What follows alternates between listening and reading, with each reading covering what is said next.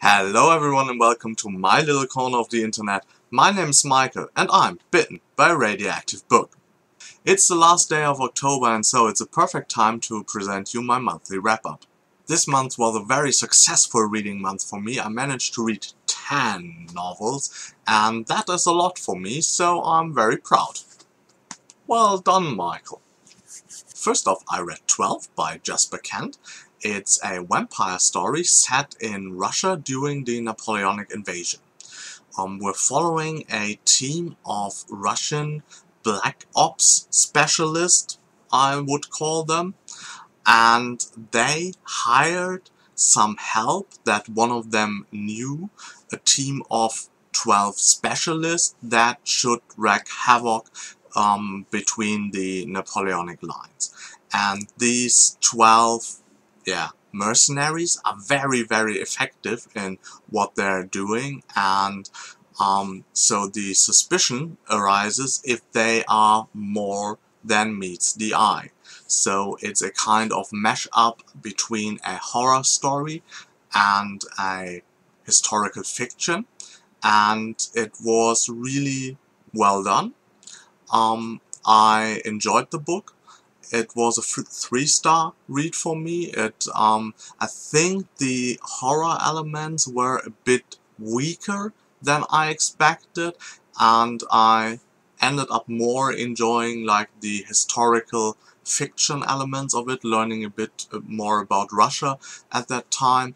I did this as a buddy read with Terry from Terry Reads Books. And Terry pointed out to me, because she read a bit more of Russian literature than I did, that the kind of the structure and the ending of the book were actually very Russian. And that was something that added something to her enjoyment of the book as well. A parallel I personally didn't see, because I don't have the experience with that kind of literature. Next up on my journey was Japan. I read Battle Royale by Kushun Takami. It's the book that the Hunger Games are based on. It features a totalitarian state in the near future in Japan, and a class of 42 students is captured by the military or the government and brought to an island, and on the island they have to fight each other till to the death until only one of them is left. This was another 3-star read for me. It was intriguing from the general idea. I really liked that we saw like a lot of perspectives. We have like the main character and the people who are around him, and 2 or 3 other more prominent characters, but then we're also getting like little short stories of almost every student in the moment before his or her death occurs. And that was kind of cool to see it from more than one perspective. On the other hand, in the end, these stories got a little, this kind of short stories got a little repetitive. It was always like about on which student that specific student had a crush on, and it in the end it started to derail a bit from the main narrative. Next up we've got Magic by Angie Sage. It's the first book in the Septimus Heap series. It's a magical middle grade series set in a secondary world. We have as a main protagonist a princess, but the princess was kind of hidden into a family of mages, because there was a coup around her birth and her mother was killed, and now the princess was hidden, and we see her life when it is revealed that she is actually a princess on her 11th birthday, and then the bad guys chase her and her family and friends try to protect her. It's like a typical middle grade tale. It's whimsy at times. It's very action packed. For example, like the first third is kind of about this initial flight when her her princessness is revealed, or her royal birth would be a better term, I think. And then the book slows down a bit in the middle, and there's a bit more of exposition about the world, and yeah, then there's an ending. The ending is kind of predictable, and so therefore it was a solid read, and again I gave 3 stars. Next off, I read one of my art copies. This was Of Bone and Thunder by Chris Evans, a military fantasy that resembles the Vietnam War. There are a lot of parallels in it between this fantasy world and the Vietnam War, and if you're interested in that, I have a review video of this. I really enjoyed it and gave it 4 stars. Next up, I read the first 2 books of the Drachenfeld series, Drachenfeld and Retribution. Drachenfeld is a fantasy murder investigation series that takes part in a fantasy world that is a secondary world that resembles a bit the ancient times, like ancient Rome, ancient Greek, maybe ancient Persia, cultures like that. So very low technical development stages, and the novels have almost next to none real magical or fantastical elements, and so the feeling is more of reading like a historical murder investigation novel. That was kind of an interesting experience. I felt maybe because the first book is set in a more Roman setting that it was very familiar, and so it was a 3-star read for me. I liked it, it was enjoyable, but I didn't have the feeling it was too special. But the second book had a more interesting setting. It was more of a kind of nomadic, Mongolian kind of culture, and I was really intrigued by it. And I liked the murder mystery a bit better in the second, so I rated the second book 4 stars. The next book I finished was another art copy, and it was Willful Child by Steven Erikson, a parody on Star Trek. It will be out, I think, November 4th.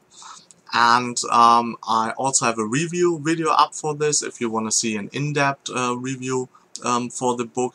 It's, as I said, it's a Star Trek parody. And I really enjoyed it. It was a 5-star read. Steven Erikson at his best.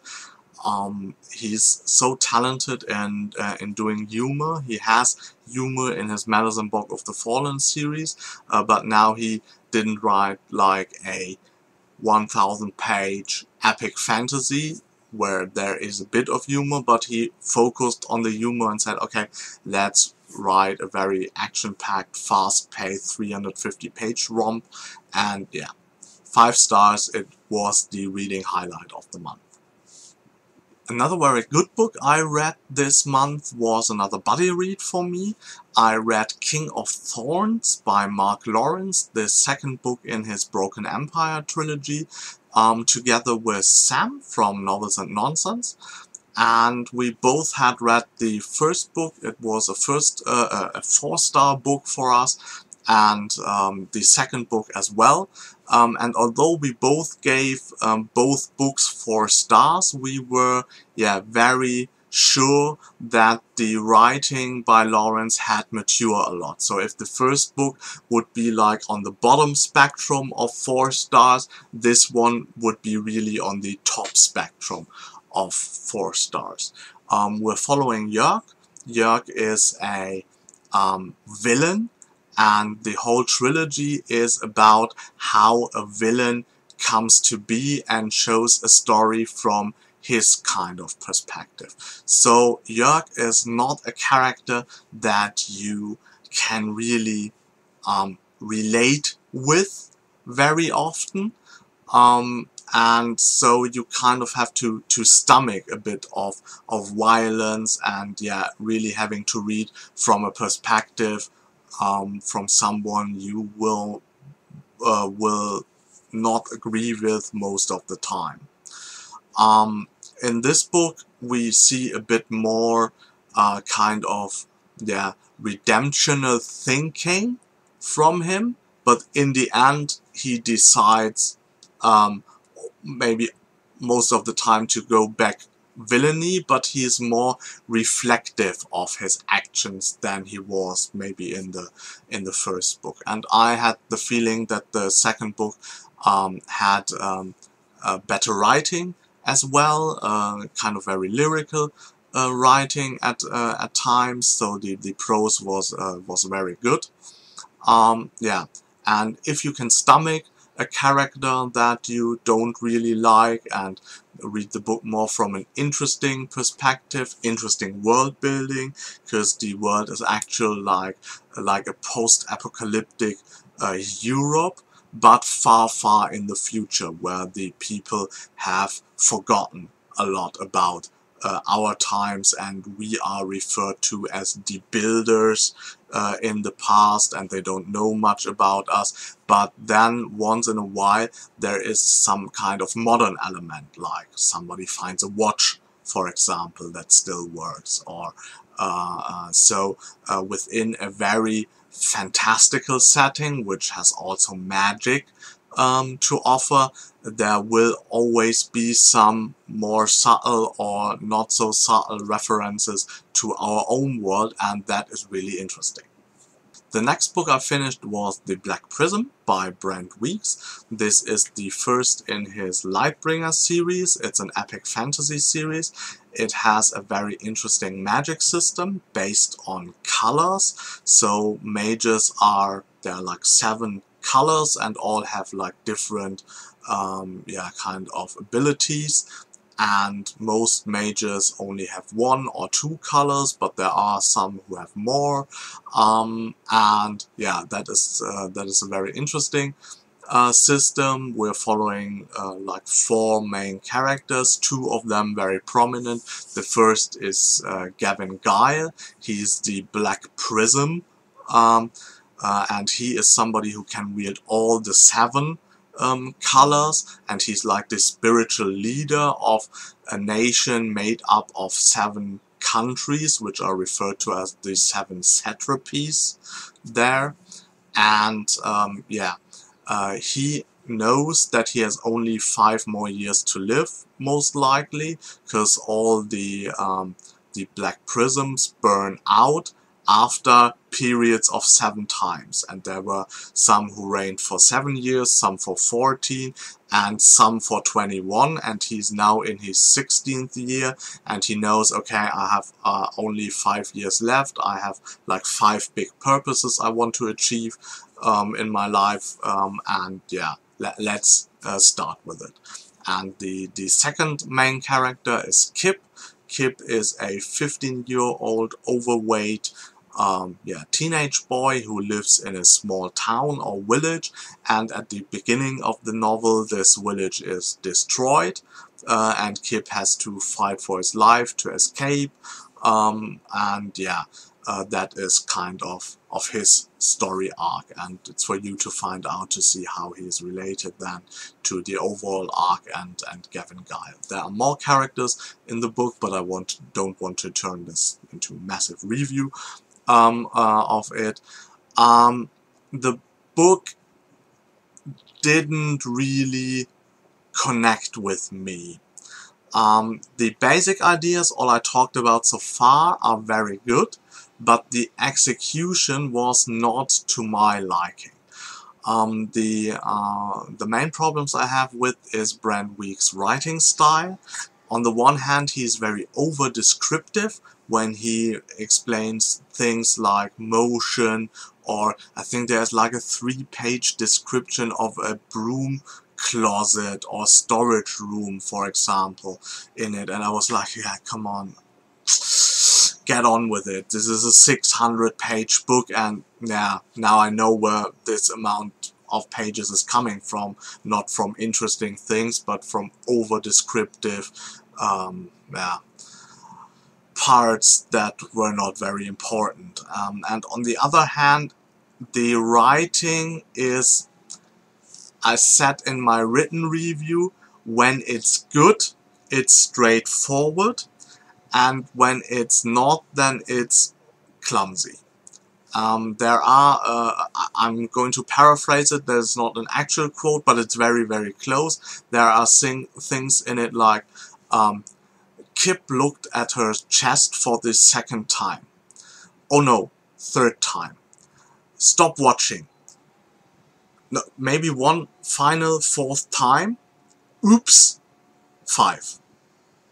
And really, there are this is always told in third person for every character, but then he goes into these kind of very clumsy internal monologues, and oops is really a word he uses, or this kind of short sentences like stop watching, and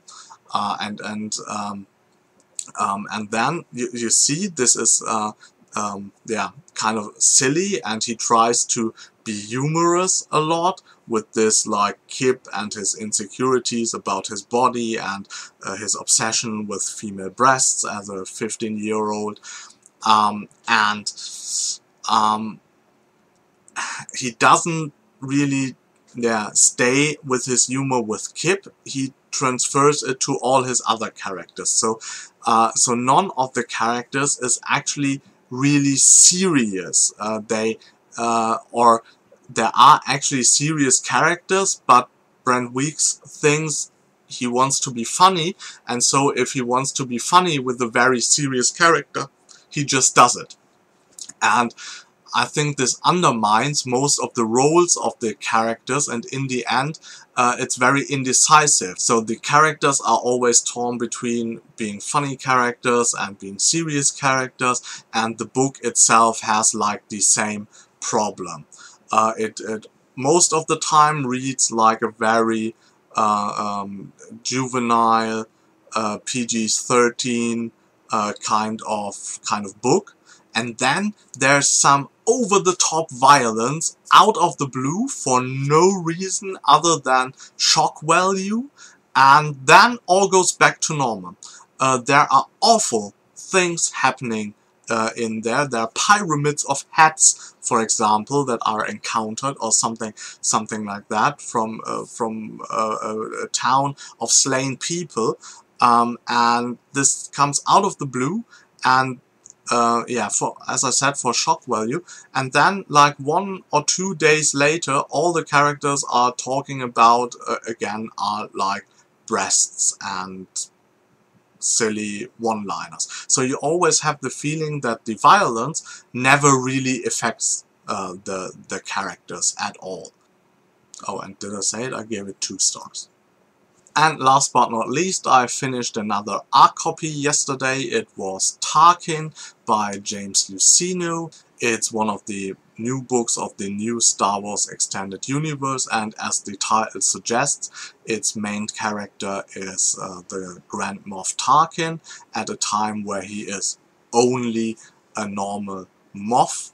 I had another expectation for the book. I thought it would be like the grand story of Tarkin and his whole life, but it is more of an action adventure set between the 3rd and 4th movie, where the Empire is in charge, and Tarkin and Vader are going on a mission together. There are like flashback scenes, mostly in the first third of the novel, to Tarkin's like childhood or how he grew up. So we have this kind of character development to see a bit more into the psyche of one of the main villains of the Star Wars series, but most of the time we spend with the timeline where he's on a mission together with Vader. I gave it 3 stars, and it was a solid read, and there will be a more in-depth review up about it on Monday. So that's it for my monthly wrap-up. I hope you enjoyed it. Please tell me below in the comments if you read some of the books, what were your thoughts on them. Did you have an pleasant reading month and have the feeling you achieved your goals? Let me know in the comments. If you liked this video, please hit the like button. If you want to see more of me, subscribe to my channel. If you want to know what's coming up on my channel, please look inside the description box. There's a little segment there called On the Horizon. I wish you a good day and hope you will get bitten by a really good book too. Oh, and before I say bye, tomorrow there will be my November TBR up, and I can promise you I'm going a little bit crazy in November. So I hope to see you there tomorrow as well. Until then, bye bye.